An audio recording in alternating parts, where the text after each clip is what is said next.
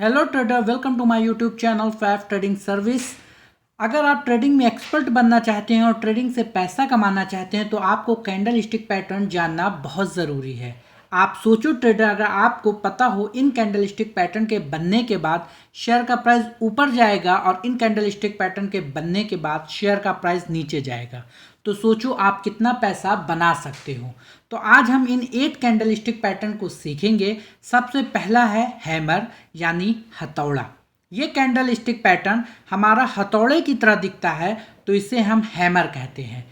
Hammer का यह green वाला पार्ट को हम बॉडी कहते हैं और नीचे वाली डंडी है उसे हम लोअर विक या अपर शैडो, लोअर विक या लोअर शैडो कहते हैं। और जो ऊपर छोटी सी डंडी है उसे हम अपर विक या अपर शैडो कहते हैं। आइए देखते हैं कि इसे लाइव चार्ट में कैसे पहचान करेंगे। तो पहला कंडीशन है कि ट्रेंड डाउन ट्रेंड में होना चाहिए और हैमर हमारा बॉटम पर यानी सपोर्ट पर बनना चाहिए। दूसरा कि हैमर की बॉडी छोटी होनी चाहिए और लोअर विक बॉडी के 2 या 3 गुना या उससे बड़ी होनी चाहिए। इसमें हमारा एंट्री और स्टॉप लॉस कहाँ होगा? जब हैमर के हाई को ब्रेक करके एक बुलिश कैंडल क्लोज देता है तो उसके क्लोज पर हमारी एंट्री होगी और हैमर के लो के नीचे हम अपना स्टॉप लॉस रखेंगे। और इसका कलर मैटर नहीं करता, ये ग्रीन या रेड दोनों हो सकता है। अगर ग्रीन कलर होगा तो हम इसे स्ट्रॉन्ग बुलिश कंसीडर करेंगे। नेक्स्ट कैंडल है हमारा हैंगिंग मैन। ये हमारा हैमर की तरह ही दिखता है पर हैमर हमारा डाउन ट्रेंड में बनता है और हैंगिंग मैन अप ट्रेंड में बनता है। इसको पहचान करने की पहली कंडीशन कि ट्रेंड अप ट्रेंड में होनी चाहिए और हैंगिंग मैन में टॉप पर यानी रेजिस्टेंस पर बनना चाहिए। दूसरी कंडीशन है कि हैमर की तरह ही इसकी बॉडी छोटी होनी चाहिए और लोअर विक बॉडी के 2 या 3 गुनी होनी चाहिए या उससे बड़ी होनी चाहिए। इसके अभी कलर कोई मैटर नहीं रखता, ये रेड या ग्रीन दोनों हो सकता है। अगर रेड कलर रहेगा तो हम इसे स्ट्रॉन्ग बियरिश कंसीडर करेंगे। इसमें हमारा एंट्री और स्टॉप लॉस कहाँ पर होगा? हैंगिंग मैन के लो को ब्रेक करके एक बियरिश कैंडल जो क्लोज करेगी तो वहाँ पर हम अपनी एंट्री लेंगे और स्टॉप लॉस हैंगिंग मैन के हाई के पॉइंट को रखेंगे। हैंगिंग मैन का जो हाई का पॉइंट है उसको हम स्टॉप लॉस रखेंगे। नेक्स्ट आता है हमारा इन्वर्टेड हैमर। ये हमारा हैमर का उल्टा होता है और हैमर में लोअर विक बॉडी के 2 या 3 गुनी होनी चाहिए और इन्वर्टेड हैमर में अपर विक बॉडी के 2 या 3 गुनी होनी चाहिए। इसकी पहचान करने का पहला कंडीशन कि ट्रेंड डाउन ट्रेंड में होना चाहिए और इन्वर्टेड हैमर बॉटम पर यानी सपोर्ट पर बनना चाहिए, तब हमारा वहां से ट्रेंड चेंज हो सकता है। दूसरा कंडीशन कि इसकी बॉडी छोटी होनी चाहिए और अपर विक बॉडी के 2 या 3 गुनी होनी चाहिए। इसमें हम अपना एंट्री इन्वर्टेड हैमर के हाई को ब्रेक करके एक बुलिश कैंडल जहां क्लोज देगी वहां पे हम अपनी एंट्री बनाएंगे और स्टॉप लॉस इन्वर्टेड हैमर के लो पॉइंट को स्टॉप लॉस रखेंगे। नेक्स्ट कैंडल आती है हमारी शूटिंग स्टार।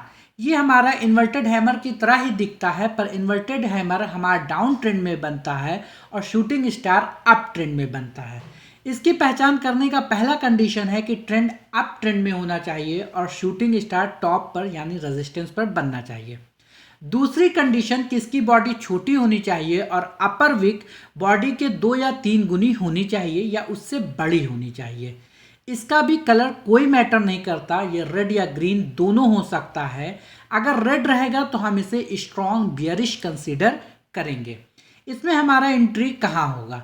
अगर शूटिंग स्टार के लो को ब्रेक करके एक बियरिश कैंडल क्लोज करता है तो उस कैंडल के क्लोज पर हम एंट्री लेंगे और स्टॉप लॉस शूटिंग स्टार के कैंडल के हाई को रखेंगे।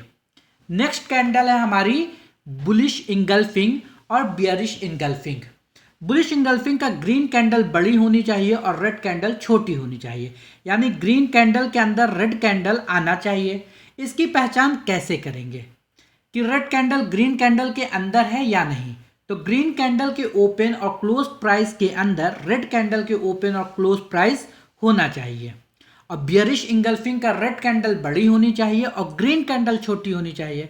रेड कैंडल के ओपन और क्लोज प्राइस के अंदर ग्रीन कैंडल का ओपन और क्लोज प्राइस होना चाहिए। आइए दोनों को एक एक करके समझते हैं। बुलिश इंगल्फिंग डाउन ट्रेंड में बनना चाहिए, यानी सपोर्ट पर बनना चाहिए। और इसमें हमारा एंट्री कहाँ होगा? बुलिश इंगल्फिंग के हाई को ब्रेक करके एक बुलिश कैंडल जहां पे क्लोज करेगा वहां पे हम अपनी एंट्री बनाएंगे और बुलिश इंगल्फिंग कैंडल के लो को हम अपना स्टॉप लॉस रखेंगे, यानी बुलिश इंगल्फिंग कैंडल का जो लो होगा वो हमारा स्टॉप लॉस होगा। बियरिश इंगल्फिंग कैंडल जो है वो अप ट्रेंड में बनना चाहिए, यानी रेजिस्टेंस पर बनना चाहिए। इसमें हमारा एंट्री कहाँ होगा? बियरिश इंगल्फिंग के लो को ब्रेक करके कैंडल जहां क्लोज देता है उस क्लोज पर हम अपनी एंट्री बनाएंगे और स्टॉप लॉस बियरिश इंगल्फिंग के हाई को रखेंगे। नेक्स्ट आता है हमारा पैटर्न बुलिश हरामी एंड बियरिश हरामी पैटर्न। बुलिश हरामी और बियरिश हरामी पैटर्न, ये पैटर्न का नाम जापानी लोगों ने रखा है क्योंकि जापान में प्रेग्नेंट लेडी को हरामी कहा जाता है और ये पैटर्न प्रेग्नेंट लेडी की तरह ही दिखता है। जैसे कि बुलिश हरामी में रेड कैंडल मदर है और ग्रीन कैंडल बेबी है, वैसे ही बियरिश हरामी में का ग्रीन कैंडल मदर है और रेड कैंडल बेबी है। आइए दोनों को एक एक करके समझते हैं। बुलिश हरामी का पहला कंडीशन है कि ट्रेंड डाउन ट्रेंड में होना चाहिए और बुलिश हरामी बॉटम पर यानी सपोर्ट पर बननी चाहिए। दूसरी कंडीशन रेड कैंडल बड़ी होनी चाहिए और ग्रीन कैंडल छोटी होनी चाहिए और गैप अप ओपन होनी चाहिए। गैप अप आप कैसे पता करेंगे कि गैप अप ओपन हुआ है या नहीं? जैसा कि आप जानते हैं कि रेड कैंडल ऊपर से ओपन होती है और नीचे क्लोज देती है, ग्रीन कैंडल नीचे ओपन होती है और ऊपर क्लोज देती है। आप देख सकते हैं कि ये गैप अप ओपन हुआ है, यानी पहले सेलर्स हावी थे, अब बायर्स हावी हो गए हैं, वो मार्केट को ऊपर पुश कर रहे हैं। तो यहाँ से ट्रेंड चेंज हो सकता है क्योंकि यहाँ बायर्स कंट्रोल में है। अगर ये दोनों कंडीशन फुलफिल होता है तो आप समझ सकते हैं कि ये हमारा बुलिश हरामी पैटर्न है। यहाँ से हमारा ट्रेंड चेंज हो सकता है। इसमें हम अपना एंट्री और स्टॉप लॉस कहाँ रखेंगे? बुलिश हरामी के हाई को ब्रेक करके अगर एक बुलिश कैंडल क्लोज देता है तो उस क्लोज पर हम अपनी एंट्री बनाएंगे और बुलिश हरामी के लो को हम अपना स्टॉप लॉस रखेंगे।